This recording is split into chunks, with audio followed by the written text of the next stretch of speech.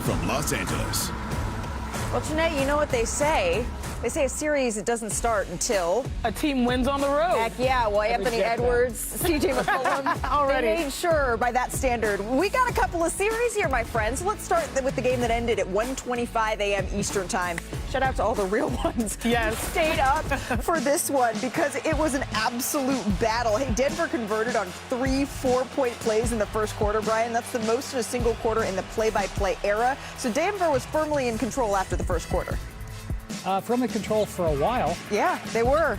Things took a turn, though, in the second. The Wolves down 10. Here they come. Bear got some foul trouble. It actually helped the Wolves a little bit because they played 5 out and they got back in it. They went small and survived. But I was Jamal Murray. screaming. I was like, do you not see this in the regular season? Do you not see this enough? Jamal Murray loves to take these shots. Guard him. That was you? I thought I heard something. And it looks familiar, yeah, because he did the exact same thing in Game 4 of the 2024 West. Absolutely. Defensively in this game, offensively in Game 1. Jokic drives. How often do you see this today? Oh, very. Why? Because he couldn't lay it up because he thought Bear was going to miss it. Well, there you go. And then Nikola here, he passes up the floater, gives it to Christian Brown, who is fouled here. Brown goes to the line. He only makes 1 of 2. Here's Jokic. Sniper didn't get him that time. A-Rod ready to celebrate with his team. And now they head back to Minnesota with this series all tied up at 1 game apiece. Ant-Man, he looked a little hobbled early in this game, but he really found his stride. He finished with exactly 30 points. It's his 16th game in the playoffs with at least 30. And look at that. All other Timberwolves players in postseason history combined. Wow. They only combined. With all due respect, it wasn't much of a postseason history before he got there. Okay, Brian. Fair. Who peed in your cheerleaders? Well, just say like Here's Ant on his role as a leader after Game 2. In that first quarter, man, it wasn't going our way.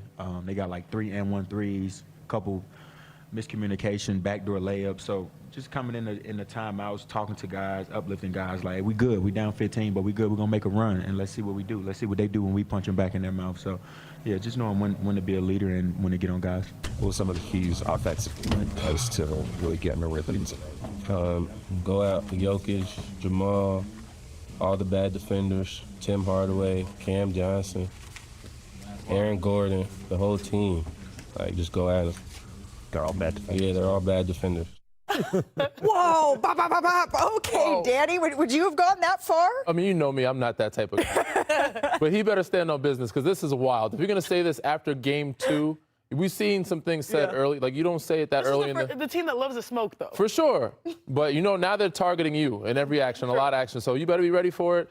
And, again, for me, I think it's a little wild. We've seen guys complain about things or bring certain things. Don't poke the bear too early. Jokic, he's known to have historical nights against Rudy before.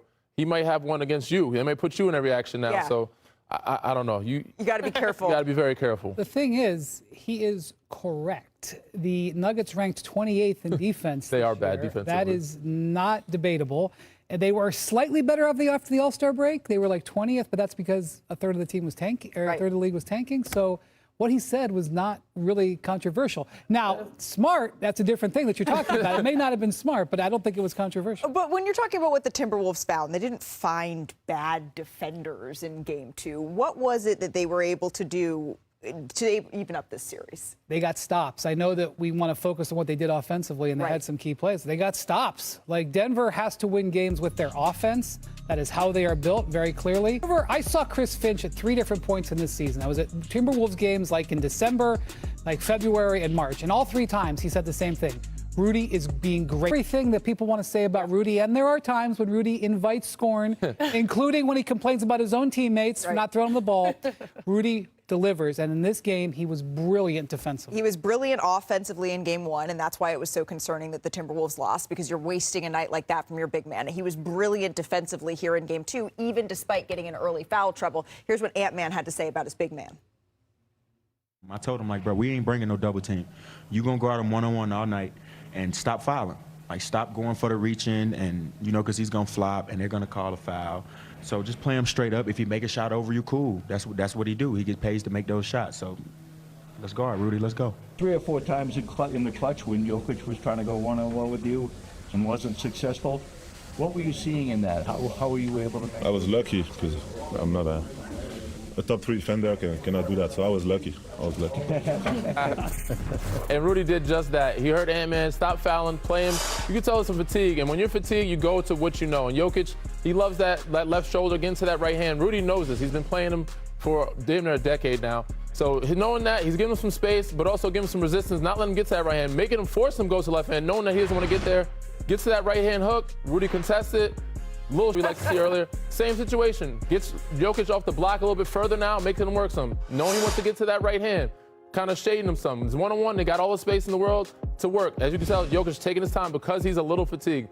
But as he goes, he gets to that paint, gets to the mid-range or that paint area, trying to get to that left shoulder, pump fakes. Rudy's on it, knows he's coming back right. Couple guys showing a little bit of crowd right there on the contest. Discipline. Tough shot. Get the tip out. If you can't get the rebound, smack it to a teammate. He does that. They get a lot of good stops down the stretch. So he is their defensive superstar. I want to focus on the offensive superstar because Anthony Edwards, he started the day questionable, but he finished the day unflappable, honestly, because we saw Jokic trying to poke the bear a little bit, and he kept his cool. And this was a game where Murray's shot was different, but this was a team that came from a big deficit, and he started cooking.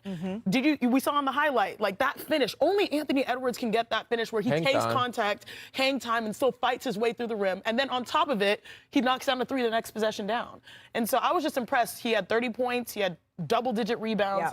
He is truly a superstar, and normally he starts and leads with fire, but it was more of a chill mode that actually got them the win. Well, and I totally agree with you. I mean, the defense by Jaden McDaniels on Jamal Murray, there was a clip we just showed at the 4-minute mark of Murray with his hands on his knees. Yep. And this was also at the 9-minute mark. It was probably at the 11-minute mark here where he was tired. He worked him over here.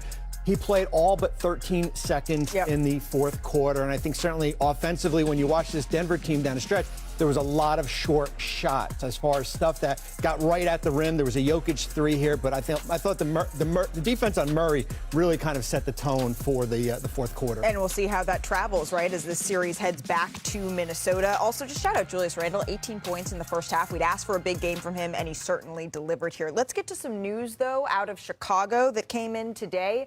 Billy Donovan, he's exiting as head coach of the Bulls after 6 seasons with the franchise. Chicago made the playoffs just one time in his 6 years. And here's what he said in part in a statement that was released earlier today. He said, quote, after a series of thoughtful and extensive discussions, here it is right here, with ownership regarding the future of the organization, I've decided to step away as the head coach of the Bulls to allow the search process to unfold.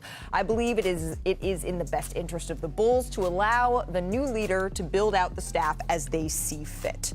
Okay, that's what Billy Donovan had to say. The man who broke the story is with us now, Shams Charania. And Shams, you and I, we talked about just last week how the Bulls, even with new management changes, they wanted to keep Billy Donovan if he wanted to stay. So where does Chicago turn to now as a coaching search gets underway? Malika, the Bulls will be in the market for a new head coach, but it really starts now for the Bulls with their new head of basketball operations. They're on the hunt for that right now, but that's where it comes down to Billy Donovan. They offered him any amount of years that he wanted to stay as coach, any type of extension he wanted, even a high-ranking managerial role. But Billy Donovan wants to keep coaching, and he actually had an option, his own option in his contract for next season, and he decided to decline it and to step down today as head coach. And so the Bulls' next task now is to find that new head of basketball, and they have started interviews on which direction they're going to go. And Billy Donovan wanted to essentially preempt that process and say, listen, I'm going to step aside here, let the Bulls find their direction. Billy Donovan has been very clear around the league. He wants to win. And so now he's going to be in the market potentially as a coaching candidate. But the Bulls will be able to find their direction, their new head of basketball operations, who then will pick the next head coach. And think about it. The Knicks wanted Billy Donovan last summer. UNC wanted Billy Donovan during the season. He decided to stick it out, and now both sides are parting ways. All right, both sides are parting ways, but a lot of questions still in Chicago. Shams, thank you very much for that insight. Don't go too far. I got a couple more for you a little bit later in the show. But there's sort of the Bulls side of this, Brian, and then there's the Billy Donovan side of this, expecting to see him again in some sort of coaching capacity. What's your reaction? Yeah, I think he was interested in doing this a year ago. The Knicks job was open. He was interested in going to New York. They talked him into staying a year, and frankly, they should have listened to Billy. They should have let him go last year, and they should have started a rebuild last year. Now they're starting a rebuild, and Billy did this once before. When he was in Oklahoma City, left in 2020, they started a rebuild. I don't know if you're aware they won a title by 2025. So But see where the Bulls are in 5 years. It would have been better if they started it a year ago. But when Billy is now in the market, he will have a number of options, whether he wants to go short term here or if he wants to wait a little bit longer and see what develops. All right, so that's the Billy Donovan side of all of this. I mentioned the series of questions that Chicago certainly has. That sounds like a task for our front office insider, Bobby Marks, who's standing by over at the touchscreen. Mr. Marks. Mr. Marks, lay out the state of Chicago, the Windy City, for us. Well, right now, they are the only team that has 2 picks in the top 15 at 9 and 15. That 15th pick is from Portland. If we spin the lottery, maybe we can find some lottery luck for... Nope. No. Let's spin it one more time here. The Jazz? Oh, how about a Miami Heat there? Nope. So this is what you're looking at if you are Chicago here. It filters out through, and this is kind of your pool of players, right? As far as all the players that have come up the board, certainly Nate Ament and Mikael Brown here, but you've got size. You've got a guard in Braden Burris, you've Kareem Lopez, Jackson Lenenberg, Ade Mara. If you need size, remember last year's lottery pick, Noah Aseng, he did not play most of the season. He's coming back from injury. So essentially, you've got 2 picks in the lottery last year, this year. You've got the 15th pick in the draft, and you've got $60 million in cap space. A lot to work with if you're the new front office, and certainly who they hire as the coach. All right, so a lot of decisions here for Chicago, and who knows, maybe they'll get Dallas levels of lucky and jump up here in the draft. Coming up on our show, though, let's get back to the playoffs, because it was a fourth quarter that you had to see, Shanae, to believe. Wild finish in Madison Square Garden.